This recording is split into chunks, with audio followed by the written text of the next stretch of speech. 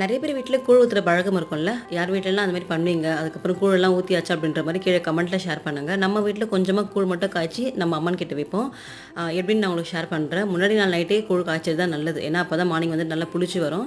சாமிக்கு செய்றது ரொம்ப ஸ்பெஷல் இல்லையா? ஸோ கிச்சன ஃபுல்லா கிளீன் பண்ணிட்டு, ஸ்டவ்வ வந்துட்டு நல்லா தொடச்சு குடம்லாம் போட்டுட்டு, கூழ் காய்ச்ச ஒரு பாத்திரத்த நல்லா பொட்டெல்லாம் வச்சு ரெடி பண்ணிட்டு, ஸ்டவ் ஆன் பண்ணி அது மேல வச்சுட்டு கொஞ்சமா தண்ணி விட்டு, 1 டம்ளர் பச்சரிசிய நான் நல்லா கழுவி இது கூட வந்துட்டு ஆட் பண்ணிட்டேன். நல்லா அது வந்துட்டு வேக வச்சுக்கலாம். அதுக்கப்புறம் ஒரு 2 ஹார்ஸ் பிஃபோரே ராகி மாவ நான் தண்ணியில கரைச்சு வச்சுட்டேங்க. அப்பதான் நல்லா நமக்கு புளிச்சு வரும். டம்ளர் அரிசி, 1 டம்ளர் ராகி மாவு. இந்த மாரி ரேஷியோ நான் வந்துட்டு எடுத்திருக்கேன்.